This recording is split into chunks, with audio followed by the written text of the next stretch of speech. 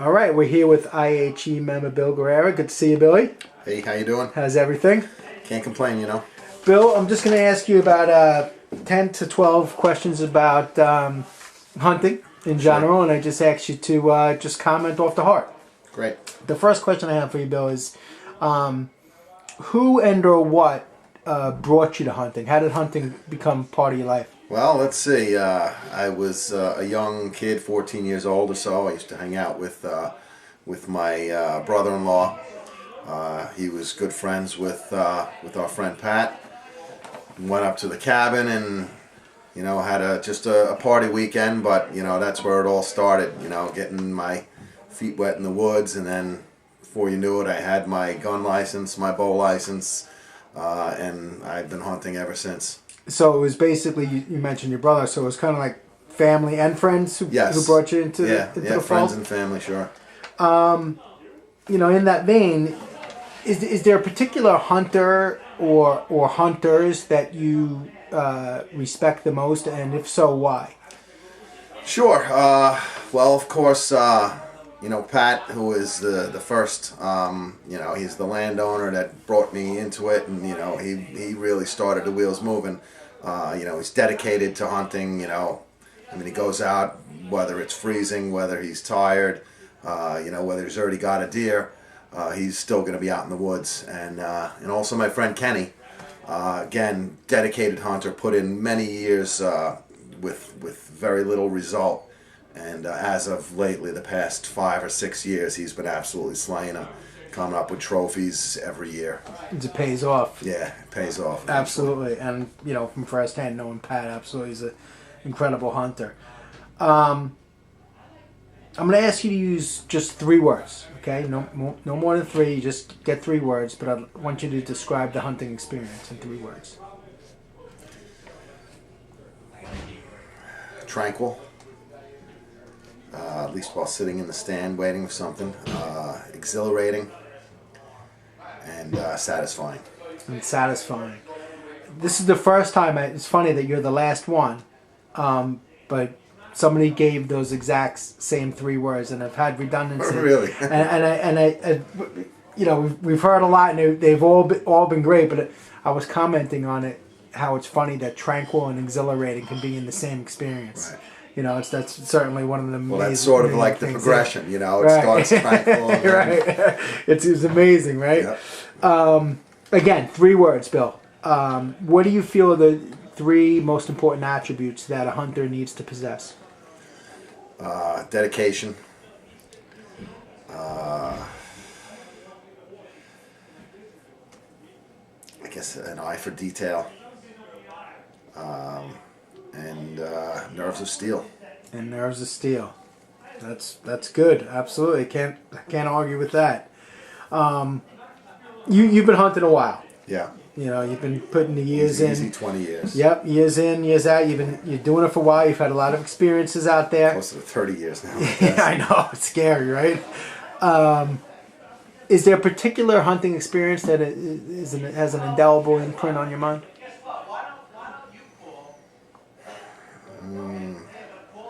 Particular one? Not necessarily. There's been so many good ones. So many of the one that got away. I don't have any great trophies under my belt, but I've seen them all come and go. Whether it was a missed shot or just squandered opportunity. So they all go up there in my list of great experiences. Right. Is there anybody, Bill, right now that you're mentoring in hunting, or do you have anybody that you're thinking about mentoring in hunting? No, not necessarily. I got 2 girls. They're young. I don't see them moving into hunting, at least no time soon. I like to, give guidance wherever I can. My nephews are starting to hunt, so if I can, help them out, I will. But I don't really see them as, under my tutelage. Right. Unfortunately, Bill, you hear a lot about the declining population of hunters. You also hear about the alleged declining popularity of hunting. What do you think the future of hunting holds for us? Well, I could hope that it increases in popularity at least, so we get more support. But if it does decline, it just leaves more woods for us to hunt in. Interesting perspective. You watch. You're a dedicated hunter. You watch a lot of the hunting TV shows. You read a lot of the articles. When the season's over, it's not over for us. We basically thinking about it all year. But most of these hunting shows that you see are really profiling hunting in places other than New York, whether it be Wisconsin, Illinois, Kansas, whatever. What do you see differently from what you're seeing on those shows and what you're experiencing being a New York hunter?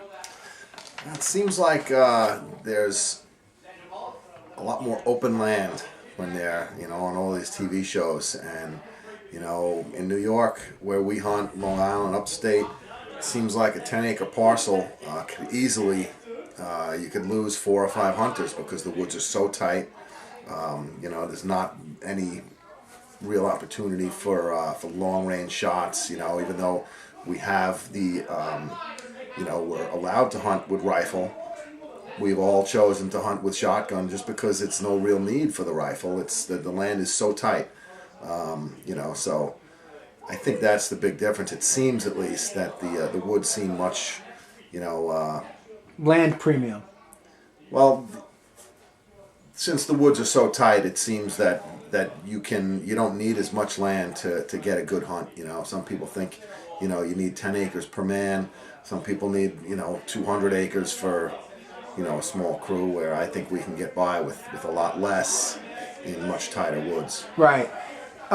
So in that same vein, Bill, you've hunted upstate and you've hunted Long Island. Right. What makes those two different? Well, Long Island is much flatter. You don't really get as many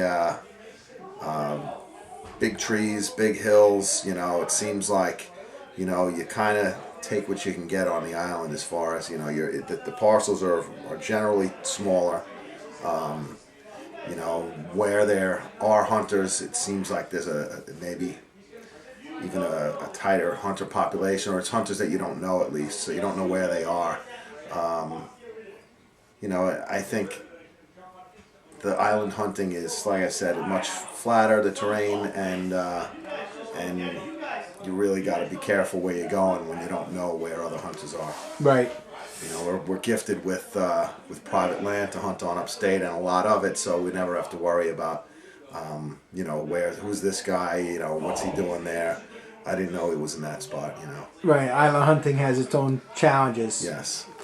Do you have any particular hunting goals right now, Bill? Well, my goal every year is to put meat in the freezer. First and foremost, get some meat to feed the family. And from there, then I want to get a big buck. I'd like to get a nice trophy. Although I'm not really a trophy hunter, like I said, I'm a meat hunter. I do want to finally get that big buck, and I want to do it with the bow. And my personal challenge is to just take care of everything myself. No help. Drag it out of the woods. Kill it, gut it, drag it, hang it. No help. Butcher it? Well, I'm not that skilled. I'll take it to a butcher. I hear you. Bill, we talked about, again, the hunting shows and the things you read. You watch them, you read them. Is there any particular show or publication that you would recommend to future hunters or to fellow hunters? Excuse me. To be honest, I don't really watch too much TV. I catch it in passing. I don't know what shows they are. I like to see the impact shots. The impact shots. Yeah, I don't like when they decide to just gloss over the impact shot and they just show the arrow fly and then a dead deer. Right. I like to see what's really going on. Right. The real deal. Exactly. Don't sugarcoat anything for me. Last question, Bill. As a member of IHE and our group, our organization moving forward, how do you feel we should be moving forward to promote and preserve the the sport and the passion that we love? Well, I guess social media, it's the newest thing. It's great things happening on it. That's always a great way to get the information out there. And of course, you know, you talk with you know, like minds think alike. You know, I've certainly got other hunter friends. You know, everyone's got other hunter friends within the group, so you know, you talk about it with your other pals, and they talk about it, and you know, before you know it, it's like a shampoo commercial. Their friends told their friends, and you know. Absolutely. To the future IHE. Yes. Thanks a lot for your time, Bill. Thank you.